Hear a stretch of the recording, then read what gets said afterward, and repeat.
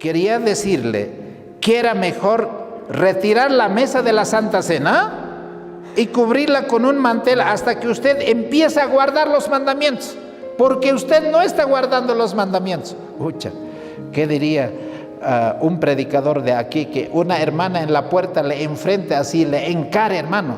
Y yo pienso que cualquier predicador se sentiría incómodo. Y entonces el pastor Weller se sentó sorprendido y allí tomó coraje para escucharla. Y entonces, ¿y por qué piensa que yo no estoy guardando los mandamientos? Si usted está guardando los mandamientos, entonces ¿por qué no guarda el sábado? Y eso fue fatal para este pastor. Y dijo, ¿y cómo que el sábado? Sí, el sábado. ¿Acaso no es el sábado parte de los 10 mandamientos? Sí, es parte de los... Pero voy a hablar de 2 hitos importantes. Y yo creo que cada uno tiene que estar consciente de que los hitos son importantes. La gente en el campo se mata por los linderos. Los juicios agrarios generalmente son sobre los linderos, porque para la gente es importante no perder ni un pedazo de terreno. ¿O no es así? Los que viven en el campo saben que eso es así. Pero no solamente es eso, sino no solamente en el campo se mide, por decir, el metro, que es mucho terreno, ¿no? En la ciudad hasta el milímetro es importante, porque donde da el clavo ahí tiene que estar el machón, ¿no es así? Ahora, eso lo vamos a trasladar a la parte espiritual. ¿Por qué no debemos ceder ni un milímetro en las verdades? ¿Por qué Satanás quiere avanzar de poquito a poquito, de poquito a poquito? Eso sucede en muchas cosas. Nosotros podemos ceder de a poquito en muchos de nuestros principios. El diablo dice, un poquito, arrodíllate y ya está, con eso me es suficiente. Así como el novio cuando quiere avanzar con la novia, como decía un pastor, solamente la punta de tu dedito, y después es la mano, y después la mano entera, el codo, y al final todo. Entonces, en ese aspecto, cuando nosotros decimos vamos a recordar los hitos del adventismo, estamos diciendo de que hay hitos que no se pueden mover, que no se pueden remover, y no solamente hay que remover, sino hay que conservar. Nosotros tenemos aquí un lindero, en una piedra está, y ahí está pintado con punto, con todo. Entonces, ahora, no solamente el hito es con punto, con estaca, con machón, para que no haya esos problemas, entonces ahora ya los hitos se manejan con GPS. Entonces, no importa que lo muevan, el pilar, que lo muevan, el clavo, la estaca, con GPS podemos llegar a donde corresponde. Entonces, en ese aspecto nosotros también tenemos hitos importantes que tenemos que recordar. Son 2 hitos importantes que vamos a tratar en esta presentación. Uno es la verdad del santuario y otra es la verdad del sábado. ¿Cómo llegamos a tener estos 2 hitos importantes en la creencia de lo que es esos pilares fundamentales de la fe adventista? Así que voy a pedir que ustedes me acompañen. Vamos a hacer una plegaria al Señor para que el Señor dirija este estudio. Vamos a orar de rodillas. Oremos. Padre amantísimo, en esta mañana estamos muy agradecidos porque tenemos la oportunidad de poder estudiar tu palabra. Danos sabiduría, danos entendimiento. Enséñanos, Padre, a depender de tu palabra. Y al recordar estos hitos, que para muchos será una información nueva, para otros será solamente recordar, y para otros será para confirmar que son, Señor, eventos tan importantes que ocurrieron en la historia, que se van a volver a repetir para que estas verdades antiguas sean reavivadas, sean redescubiertas y podamos estar seguros por qué somos un pueblo peculiar. Pedimos tu bendición en el nombre de Jesús. Amén. Muy bien. Yo les voy a invitar para que vayan conmigo para comenzar en el libro de Josué, capítulo 3. Ahora, en el libro de Josué, capítulo 3, tenemos algo importante. Moisés ya había muerto. ¿Quién era el líder ahora que tenía que dirigir al pueblo de Israel? Josué. Muy bien, Josué. Ahora, Josué tenía que hacer pasar, el evento más importante para Josué era hacer cruzar el río Jordán al pueblo. Así como Moisés había hecho cruzar el Mar Rojo, ahora el evento más importante para Josué es haber cruzado el río Jordán.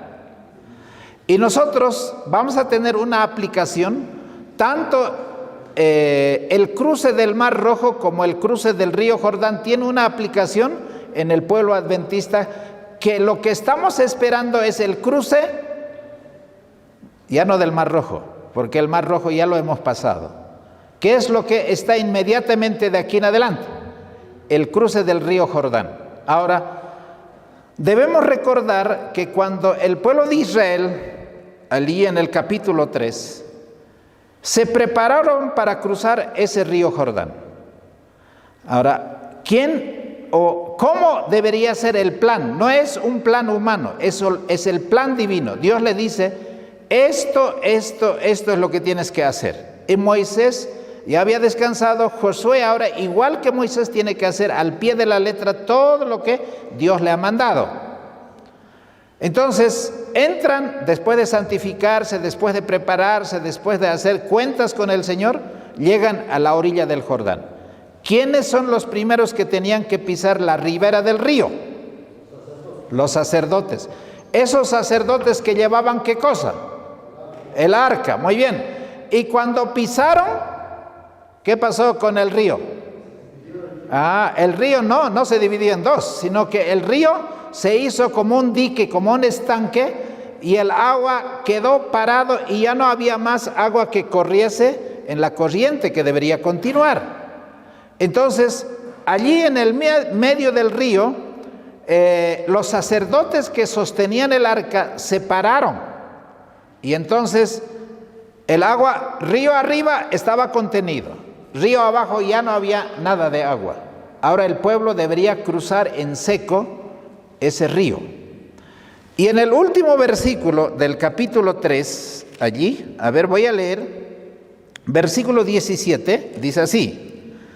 Josué capítulo 3, versículo 17. Mas los sacerdotes que llevaban el arca del pacto de Jehová estuvieron en seco, firmes en medio del Jordán, hasta que todo el pueblo hubo acabado de pasar el Jordán y todo Israel pasó en seco.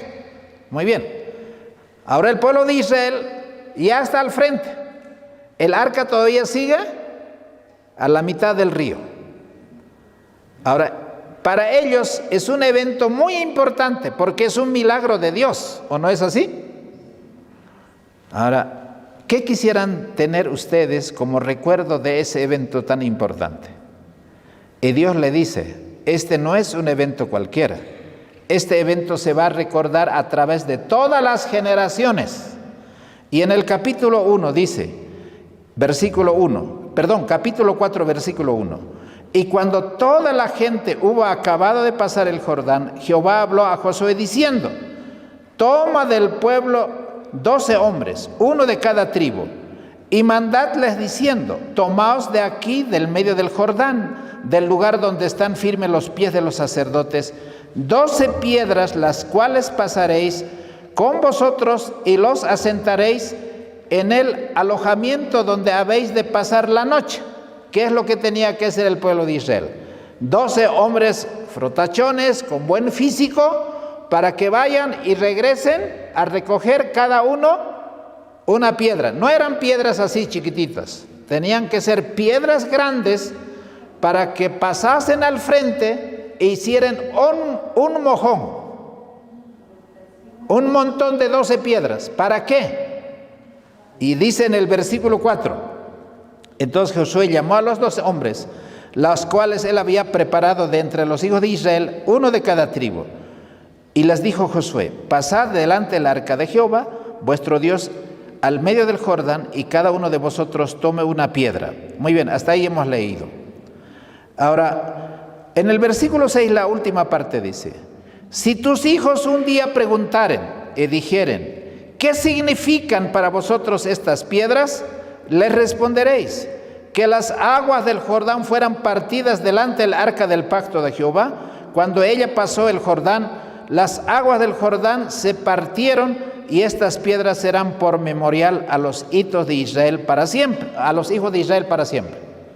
Hermanos, ¿qué son los hitos para nosotros? ¿Qué son esos eventos importantes? Porque hay tantos eventos que ha pasado en la historia del pueblo de Dios. Entonces, ¿qué es lo que no debemos olvidar? Y aquí, en la segunda diapositiva, dice así. Eso está en Joya de los Testimonios, tomo 3, la página 443. La sierva del Señor escribió algo que debiera ser recordado como una cita muy trascendental, muy importante. Para nosotros, cómo nuestros abuelos hicieron las cosas para sostener los pilares de la fe adventista. Dice así, al recapacitar en nuestra historia pasada, habiendo recorrido cada paso de su progreso hasta nuestra situación actual, puedo decir, alabemos a Dios. O sea, la sierva del Señor está diciendo, cuando yo miro para atrás, bueno, esto es adelante, cuando yo miro para atrás, en todas las cosas como Dios ha dirigido al movimiento adventista, puedo decir, júntense todos hermanos, vamos a alabar a Dios, porque lo que Él ha hecho es algo maravilloso. Y creo que en las presentaciones de los temas que estamos aquí escuchando a través de los distintos oradores, es precisamente reconfirmando lo que pasó en el pasado fue mano divina, dirección divina. Nosotros no somos un pueblo casual, somos un pueblo con un propósito, para un tiempo especial, con un mensaje especial y cumpliendo una profecía tan significativa como es el libro de Daniel y Apocalipsis. Ahora voy a seguir haciendo la lectura y dice, mientras contemplo lo que el Señor ha hecho, me siento llena de asombro y confianza en Cristo como nuestro caudillo. ¿Quién es el caudillo? ¿Son los líderes? Jaime White, Elena White, Joseph Bates, ¿esos son los líderes que han guiado al pueblo? No, ella dice, esos han sido instrumentos que Dios ha utilizado para guiar al pueblo de Israel. Ellos eran meros instrumentos, así como también nosotros somos meros instrumentos. O sea, el Señor depende de los hombres, pero esos hombres si fallan, otros van a comenzar a hacer esa obra. No tenemos nada que temer del futuro. Y yo quisiera decir, ¿esta iglesia va a fracasar? ¿El movimiento adventista va a fracasar? No, porque el que dirige no es un hombre. ¿Quién es el que dirige a pesar de todas las flaquezas humanas? ¿Quién es el que dirige? El caudillo que se llama Jesucristo. Así que no tenemos nada que temer en el futuro, excepto que olvidemos la manera en que el Señor nos ha conducido y sus enseñanzas en nuestra historia pasada. Lo que el Señor dice es, cuidado que se olviden qué significan esos hitos. Un día llegaron al montón de las piedras del Jordán. Eran ya otra generación. Eran los hijos y los nietos. Y preguntaron, ¿y qué significan estos? Y nosotros, ¿qué tenemos que decir? Esto significa esto, esto significa esto. Y nosotros también probablemente vamos a morir. ¿Y quiénes tienen que continuar? ¿A quiénes tenemos que preparar? A nuestros hijos. Y si esos, hasta ahí, si el Señor no viniera, para que la verdad no se pierda, ¿quiénes tienen que continuar? Los nietos. O sea, la verdad de Dios no va a fracasar. El Señor tiene propósitos tan grandes para cumplir con este pueblo. Ahora, vamos a pasar a la siguiente imagen. ¿Quién es este abuelo? Hiram Edson.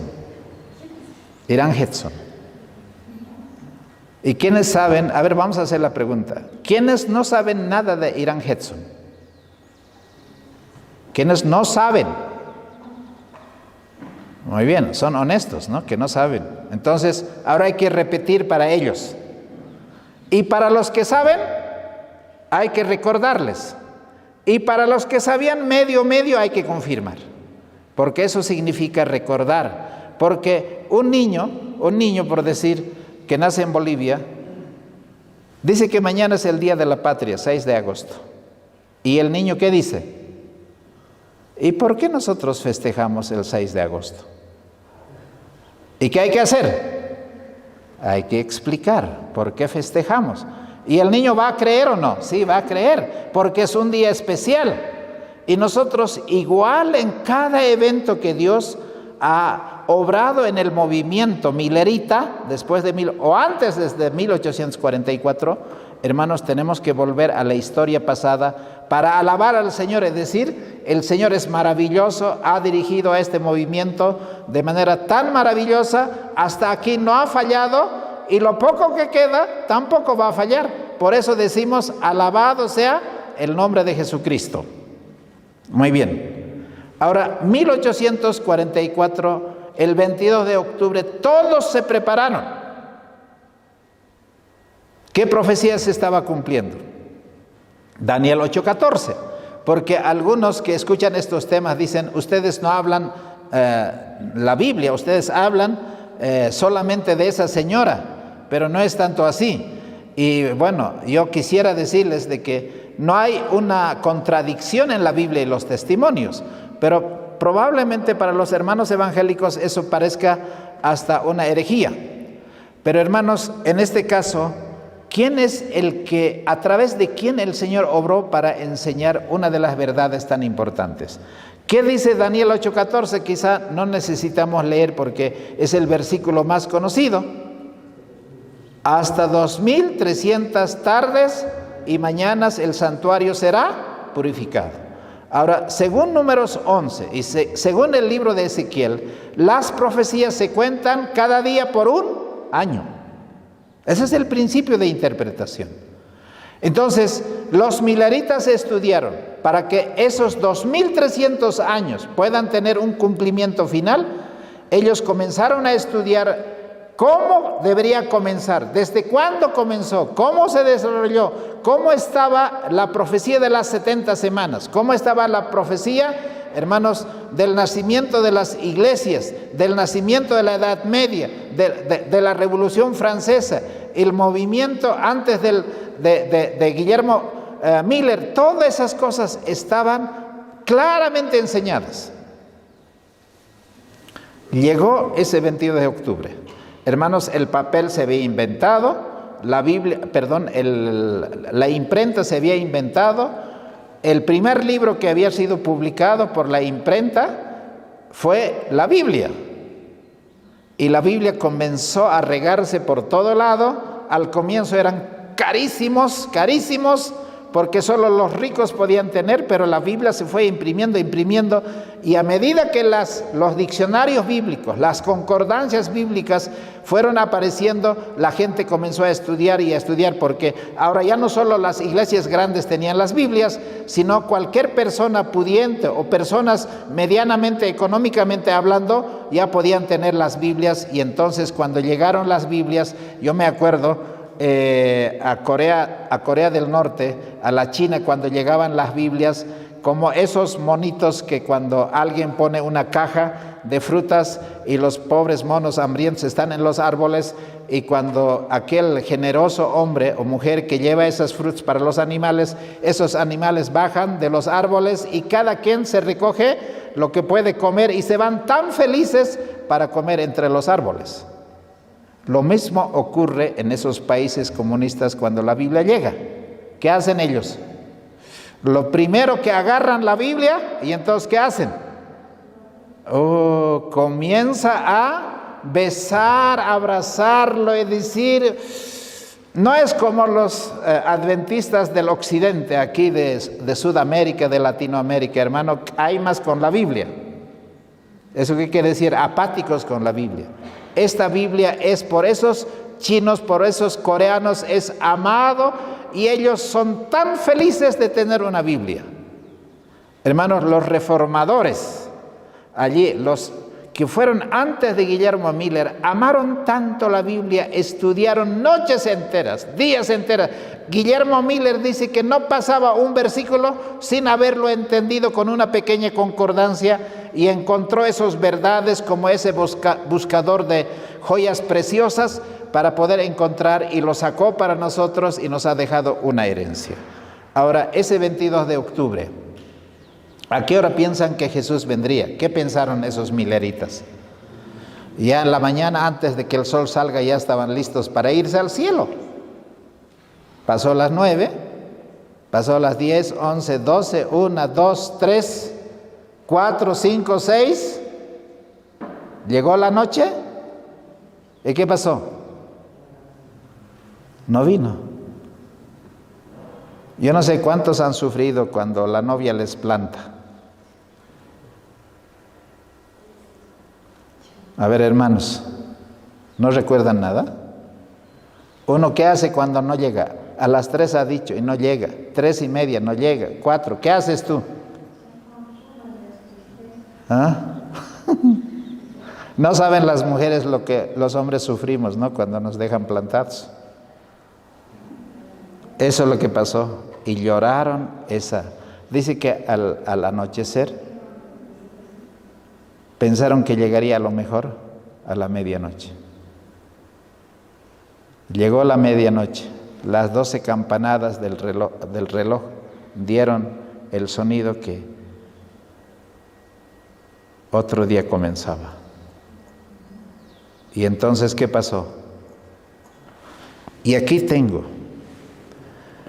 Dice en la parte de Irán Hudson, en la siguiente diapositiva, nuestras expectativas iban en aumento mientras esperábamos la llegada de nuestro Señor, hasta que el reloj marcó las 12 de la medianoche. El día había pasado y el chasco que experimentamos fue terrible. Nuestras más caras esperanzas y expectativas fueron barridas y nos sobrevino un deseo de llorar como nunca antes. La pérdida de todos los amigos terrenales no se hubiera comparado con lo que sentimos entonces. Lloraron, lloraron, lloraron. Los ojos estaban hinchados. Al día siguiente. Pero ellos, así como lloraban también, oraban y decían: Señor, ¿no hay cielo?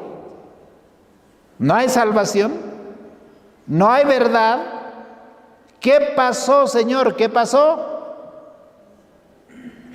¿Qué es lo que no hemos entendido? ¿La Biblia es un libro de cuentos? Así como estaban con tantas preguntas, ellos lloraron y oraron y oraron. A la siguiente imagen dice Irán Hudson, que era uno de esos hombres, que era un hombre muy disciplinado, como era la gente de aquella generación. Ellos quizás no estaban pensando en su sufrimiento, en su frustración, en su chasco. Ellos estaban pensando en los demás, porque no solo era un pequeño grupo, habían en varios lugares, casas que estaban esperando lo mismo. Y entonces Irán Hudson dice, ¿no?, con algunos amigos, en vez de estar llorando aquí, ¿por qué no vamos a ver a los otros grupos y más bien les damos ánimo? Y en esta cita dice, ahí está Irán Hudson cuando llega a ir a visitar a esos amigos de los otros grupos, y Irán Hudson estaba pasando por los maizales y de repente sintió como una palmada en el hombro. Y él explica así, y me gustaría leer textualmente: comencé a sentir que podría haber luz y ayuda para nosotros en nuestro dolor. Dije a alguno de los hermanos: vayamos al granero. entramos en ese granero, cerramos las puertas y nos arrodillamos delante del Señor. Oramos fervientemente porque sentíamos nuestra necesidad. Continuamos en ferviente oración hasta que recibimos del Espíritu la certeza de que nuestras oraciones habían sido aceptadas y de que se nos daría luz. La razón de nuestro hallazgo sería explicada en forma clara y satisfactoria.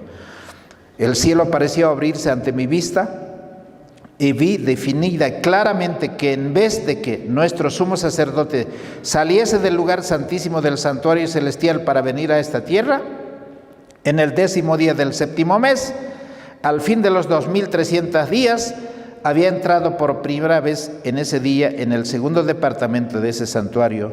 Entonces mi mente fue dirigida al capítulo 10 del Apocalipsis. Hermanos, ¿cómo fue ese momento maravilloso? Él pasando, miró al cielo y en el cielo vio abierto lo que ustedes pueden ver, esa imagen. Ahora, ¿qué significa, hermanos, el capítulo 10? Si nosotros vamos al capítulo 10 de Apocalipsis que hace mención, aquí nosotros encontramos, en realidad en el capítulo 10 es lo mismo que Daniel 8:14. Aquí dice, hermanos, que él debería comer un librito, y ese librito que debería comer es la parte de lo que hemos visto en las presentaciones anteriores. ¿Qué parte debería comer? La parte que estaba sellada, la parte que estaba cerrada. Y precisamente la profecía más importante que estaba sellada, que no podían abrirse, que no podía entenderse, es Daniel 8:14. Pero en el libro en el libro de Apocalipsis capítulo 10, ese librito ya no lo vemos cerrado, ya no lo vemos sellado, sino ¿cómo está? Está abierto. Ahora, ¿quién lo abrió y cuándo se abrió ese librito?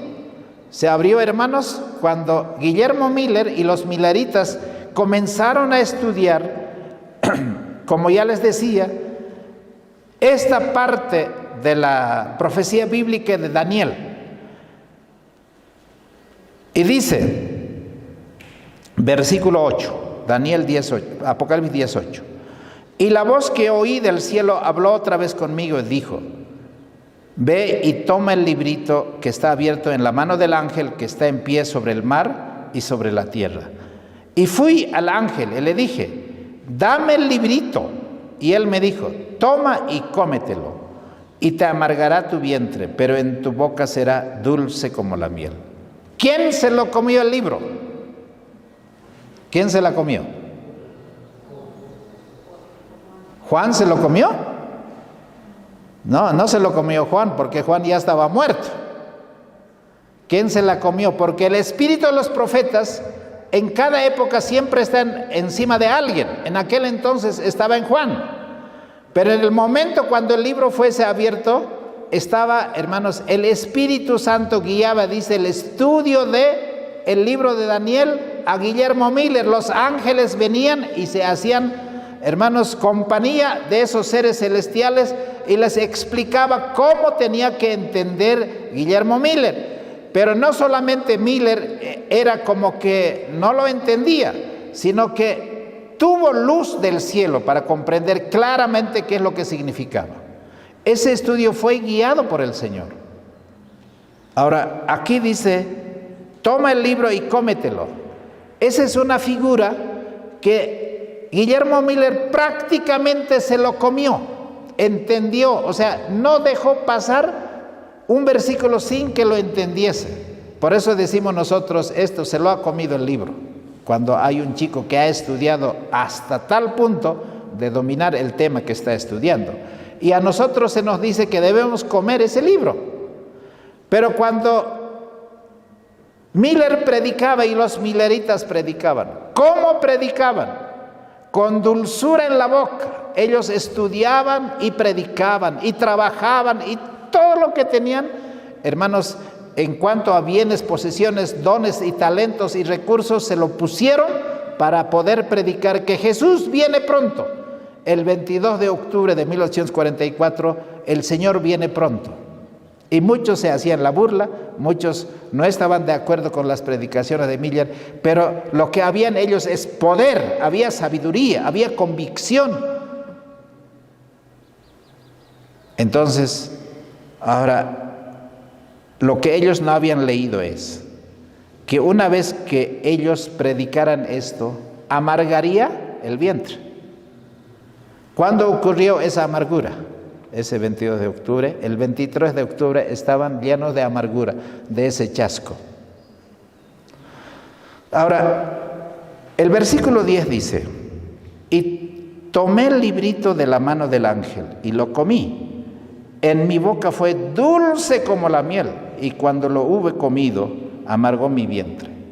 Nosotros antes del año 2000, no sé si recuerdan, hermanos, pensamos que Jesús ya vendría para el año 2000. Todo apuntaba que todo eso se va a cumplir.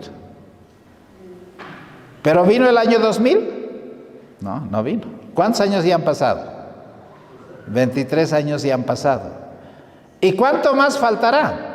No lo sé. El día y la hora, nadie lo sabe. Pero podemos entender que los dolores de parto están cada vez más intensos, más intensos, más intensos. El Señor viene pronto. Ahora, así como hubo un chasco en el tiempo de los mileritas, también hubo un chasco entre los apóstoles, ¿o no? ¿Cómo fue ese chasco? Casi papel calcado. A ver, vamos a ir al libro de Lucas capítulo 24. Ahora, ellos se chasquearon porque hay algo con respecto al santuario que no habían entendido los apóstoles. Así como los mileritas, algo del santuario que no habían entendido. Hermanos, ¿qué deberían entender los apóstoles con respecto al santuario en la primera venida de Jesús? Jesús, ellos esperaban aquel que vendría como Rey de Reyes, Señor de Señores. Pronto va a venir así. Pero esa segunda venida ellos se lo aplicaron a la primera venida de Jesús. Y para ellos entender el aspecto del santuario era tan importante porque Jesús vendría a esta tierra no como Rey de Reyes, sino como un cordero para morir. ¿O no fue eso? ¿Y ellos qué pensaban? Ellos decían, Jesús se va a sentar en el trono de David, va a derrotar a los romanos. Y nosotros nos vamos a sentar, unos a la derecha, el otro a su izquierda, y vamos a repartirnos todos los ministerios y vamos a gozar en esta tierra. La iglesia se va a establecer y nosotros vamos a comer con Abraham, con Isaac, con Jacob. ¿El sueño era grande de los apóstoles o no? Igual que los mileritas soñaban decir, hasta nuestros trajes ya están listos porque vamos a irnos al cielo, y a todos aquellos que nos están mirando, ¿qué dirán cuando nos vean subir al cielo? Ahora, en el libro de Lucas 24, Jesús está allí cuando ellos están en su peor momento del chasco. Todos, ya no hay nada que hacer aquí, ya, hermanos, váyanse a sus casas, aquí ya no hay nada que hacer. ¿Cómo se irían ustedes? Frustrados, fracasados, llorando, ya no hay fe, ya no hay Biblia, ya no hay testimonio, ya no hay nada, todo ha fracasado completamente. Jesús ya ha muerto, además ya es tercer día que lo han ido a llevar al sepulcro, y María ha comprado los ungüentos para ir a ungirle porque ya ahí nomás terminó todo. Pero eso que pensaron que estaba muerto ya, ¿caminaba entre ellos o no? Y en el capítulo 24 dice, en el versículo de 13 en adelante, estaban yendo a Emaús, Cleofas y un amigo, y dice, ya, ¿qué vamos a hacer? Ya no hay. Estos 12 apóstoles que han predicado y todo eso, no hay nada.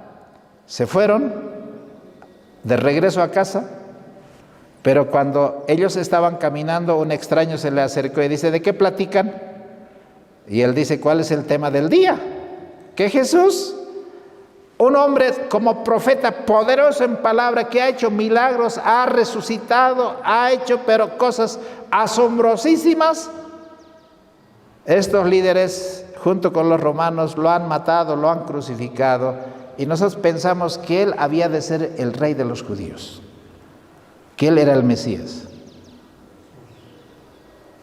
¿Cómo estaban? Cuando usted está frustrado, fracasado, ¿cómo camina? ¿Cómo está el ánimo? ¿O ustedes tienen esa fuerza, ese fuego, dulce como la miel, el Evangelio de Jesucristo? ¿Cómo les parece? ¿Tiene gusto el Evangelio o no tiene gusto? ¿Es sabroso o no?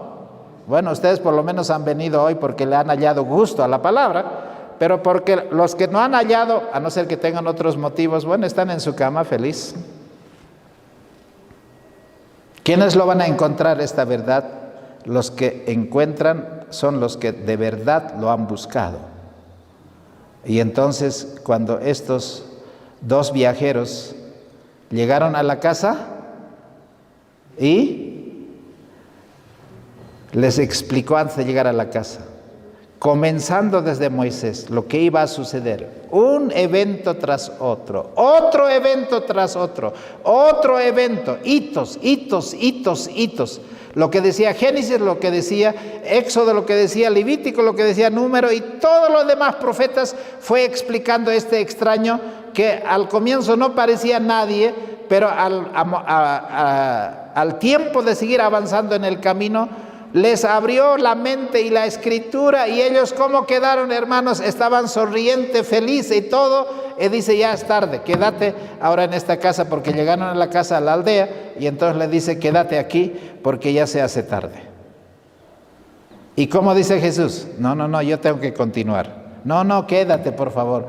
Estamos aquí tan felices de seguir escuchándote. Y entonces sientan a la mesa, y en la mesa traen el platillo y le traen el pan, y cuando partieron el pan, la comidita, y entonces el Señor Jesús, como siempre, abría las dos manos, bendijo el alimento que habían de compartir, y cuando levantó las manos, ¿qué vieron? ¿Qué vieron, hermanos? La señal de los clavos. Y dijeron, ¿acaso no es esto Jesucristo? ¡Jesús! Ya querían abrazarlo. Y él desapareció. ¿Y cómo quedó el corazón? Mira, dice acá en el versículo 31. Y entonces les fueron abiertos los ojos y le reconocieron, mas él se desapareció de su vista.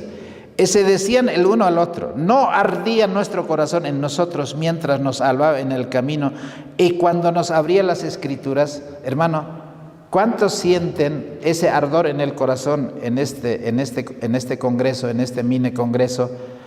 Hermanos, para que el corazón se enardezca. ¿Cuántos dicen, yo estoy feliz de venir aquí, estoy muy contento, lleno de gozo y alegría? Es mejor que ir al estadio, ¿no? ¿O no? Pero ¿qué es lo que los apóstoles no entendieron?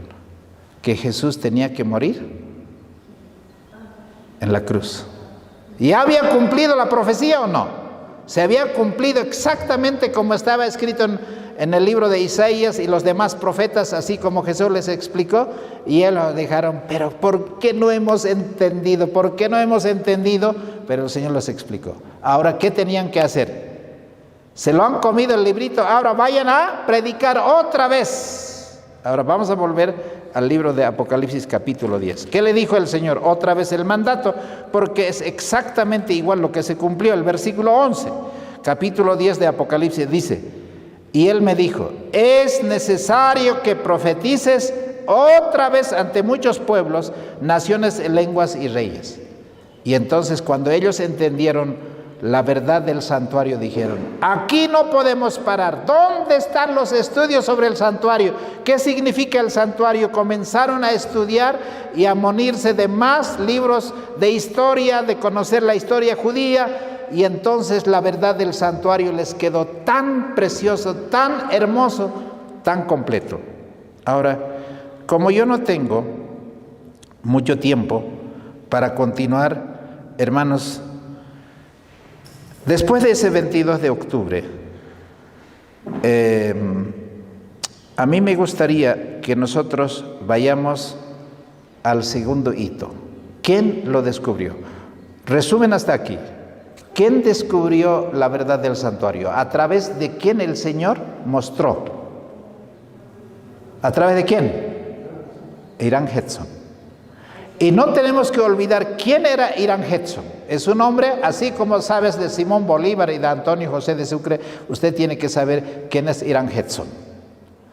Ahora vamos a ir a otro hombre, a otra mujer, Raquel Preston, Raquel Wax Preston. Hermanos, ¿quién es esta Raquelita? ¿Qué trajo? ¿Cuántos conocen de Raquel Preston? Muy bien, 2, 3. ¿Y el resto? ¿Qué pasó? ¿Han estudiado o no han estudiado? Muy bien. La influencia de esta mujer, que era una mujer metodista, de la Iglesia Metodista Episcopal, promotor de enseñanzas proféticas de William Miller, o de Guillermo Miller, predicó su primer sermón el sábado del séptimo día en su congregación Christian Brennan, en 16 de diciembre de 1844. Además, debido a la influencia de Raquel, William Farsnow era un hombre tan importante porque había pasado el chasco de 1844. Entonces, Raquel Wax estaba allí en una iglesia escuchando el sermón de un pastor metodista que estaba predicando. Y ese pastor que estaba predicando se llamaba Frederick Weller. Y cuando Frederick Weller decía, voy a resumir, tenemos que guardar los mandamientos de Dios, porque los mandamientos de Dios siguen en vigencia, no han sido clavados en la cruz. Así estaba predicando este pastor metodista. Y había una mujer ahí atrás que estaba como que queriendo levantar la mano, estaba inquieto, como queriendo decir algo. Cuando nosotros predicamos aquí, escuchamos que alguien está así inquieto, ¿no? Y el pastor Weller decía, ¿qué está pasando con esa mujer? Pero después de que terminó el sermón, no tuvo oportunidad de hablar, y voy a resumir porque ya no tengo mucho tiempo. Entonces, tuvo la ocasión de encontrarse con este pastor de manera personal, porque le citó a una entrevista personal.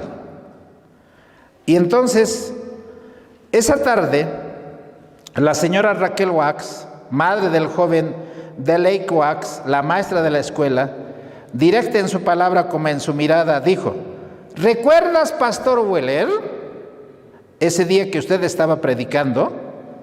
Porque yo escuché de su sermón que hay que guardar los mandamientos de Dios. Eso es lo que usted dijo. ¿Recuerda? Sí, recuerdo. Casi me levanté en la reunión para decirle algo, que usted no estaba haciendo algo. ¿Y qué es lo que usted quería decirme?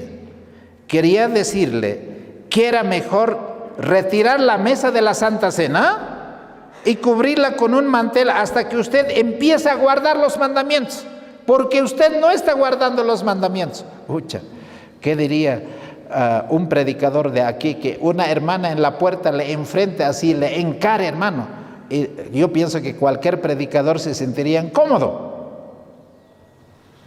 Y entonces el pastor Weller se sentó sorprendido y allí tomó coraje para escucharla, y un poco ya achicado así como estaba, porque esta mujer, aunque era una petiza, pero le dio así duro a este pastor. Y entonces, ¿y por qué piensa que yo no estoy guardando los mandamientos? Si usted está guardando los mandamientos, entonces ¿por qué no guarda el sábado? Y eso fue fatal para este pastor. Y dijo, ¿y cómo que el sábado? Sí, el sábado. ¿Acaso no es el sábado parte de los 10 mandamientos? Sí, es parte de los... Pero no tenía una idea clara de lo que era el sábado, el pastor Weller. Y entonces la historia dice que llegó, hermanos, este hombre a ir a un lugar para ir a encontrarse con aquellos que sabían la verdad del sábado. Hay varios nombres que no quiero mencionar por cuestión de tiempo, porque quiero terminarlo por cuestión de tiempo. Y entonces cuando se reunieron esos hombres con Weller, encontraron la verdad del sábado con toda claridad, con toda su belleza, y prepararon, hermanos, volantes, información literaria, y esa información literaria llegó al pastor Joseph Bates. La siguiente imagen. Y ese hermano Joseph Bates se llama el apóstol del sábado, porque ese hombre, hermanos, el capitán Bates, porque era un marinero, un hombre, me gusta mucho este hombre, y yo lo voy a leer con las disculpas. Cualquier cosa que el capitán Bates hacía, lo hacía bien. Él no era un trabajador de corazón dividido. Eso es lo que la iglesia necesita. Gente que no tenga doble ánimo, dos corazones. Un día acepta, por decir, la reforma pro salud, pero después otro día lo abandona. Uno dice aquí, hermano, y después otro día, hermano. ¿Se puede confiar en hombres de ese calibre, hermanos? Yo prefiero trabajar, hermanos, aunque sea con 3, con 4, pero que sean de un solo corazón. No sirven hombres de 2 pensamientos. Y Joseph Bates era de ese carácter. Por eso Dios escogió a este hombre para redescubrir la verdad del sábado, porque el sábado no era una verdad desconocida, era un mandamiento tan conocido. Y Joseph Bates, hermanos, cuando él recibía un trabajo, lo terminaba hasta el final, aunque no le paguen. Y cuando él, porque los adventistas eran fumatéricos, fumaban cigarro y tomaban licor y comían también cerdo, ¿sí o no? Así eran los adventistas, porque no eran adventistas como hoy nos imaginamos. Y entonces cuando él, hermanos, encontró la verdad de la reforma pro salud, dejó el tabaco y el alcohol para siempre, una vez y nunca más. Ese tipo de hombres necesita el Señor en este día. Ahora, cuando aceptó la verdad de Guillermo Miller, hermanos, el capitán Bates se comprometió alma y vida, corazón, con todos sus recursos. Y si nosotros somos hijos de adventistas, tenemos que tener esa misma determinación, que eso es lo que nos falta, hermanos. No tenemos el coraje. El Señor con pequeñas cosas nos ha bendecido, pero tan grandemente, pero en la medida que hemos avanzado en esta verdad. Por eso, hermano, usted no puede estar entre 2 pensamientos. Ahora, cuando Joseph Bates leyó el artículo que habían preparado esos hombres que habían estudiado, que se llamaba La Esperanza de Israel, marzo de 1845, ¿cuánto no más habían pasado? O sea, era un poquito más de un año. Hermanos, escuchó, aquí dice Frederick Weller, con Joseph Bates se juntaron y estudiaron la revista, y hermanos, no pararon hasta que todo quedó claro. Cuando llegaron allí donde el pastor Weller, Joseph Bates y todo lo demás. Hermanos, después de la reunión, realmente la primera conferencia adventista del séptimo día, jamás realizada, Bates retornó al lugar de donde había ido, y su mente estaba convencida. Y sabe que estaba de regreso ahora a cumplir una misión. Su rostro estaba brillando. Y le preguntaron: capitán Bates, ¿qué hay? Y entonces el capitán Bates respondió: hermano, la noticia es que el séptimo día es el sábado del Señor nuestro Dios, está vigente. La verdad del sábado, ahora dicen los hermanos mileritas, dicen: tenemos que guardar el sábado porque es día del Señor. Y los metodistas, los bautistas, que también algunos guardaban el sábado, se unieron y así ya tenían 2 verdades. ¿Qué verdades tenían? La verdad del santuario, la verdad del sábado, a la vez tenían la verdad del mensaje de los 3 ángeles. Ya tenían cómo se fueron recuperando esos hitos que anteriormente existen en la Biblia, pero que después no lo conocían. Hermanos queridos, ¿Acaso no les parece tan interesante recordar la historia pasada, cómo el Señor ha conducido a su pueblo y cómo de aquí en adelante va a seguir conduciendo a su pueblo? No tenemos nada que temer, excepto que olvidemos en la forma como el Señor, hermanos, ha dirigido a su pueblo en el tiempo pasado. ¿Cuántos dicen amén?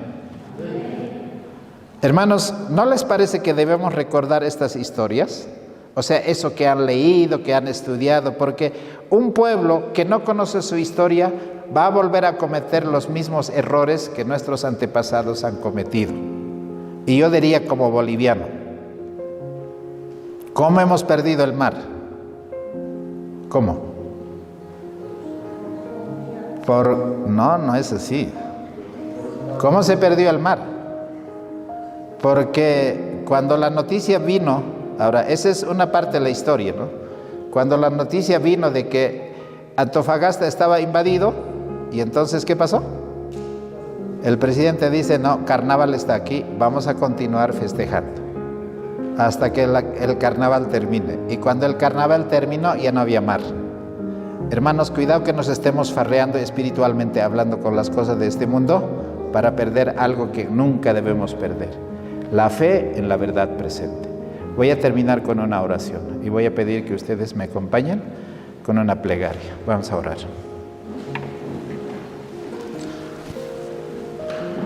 Oremos. Padre amantísimo, gracias por recordarnos la historia denominacional. Estos grandes hombres que han recuperado la historia. Nosotros, Señor, tenemos tanta luz, tanta verdad. No tenemos de qué avergonzarnos como nuestros antepasados han descubierto estas verdades y se han gozado en anunciar al mundo que hay estas verdades que están en tu palabra como los hitos antiguos. Danos, Padre, sabiduría y entendimiento para poder reconocer, Señor, que tú eres nuestro Padre. Gracias por la verdad del santuario. Gracias por la verdad del mensaje de los 3 ángeles. Gracias por la verdad de los 10 mandamientos. Gracias por la verdad del sábado. Y hay otras verdades que todavía no hemos tocado, Señor, que podamos tener nosotros la oportunidad de seguir repasando nuestra historia pasada. Guárdanos, Señor, en el resto de este día y bendice las presentaciones. En el nombre de Jesús. Amén.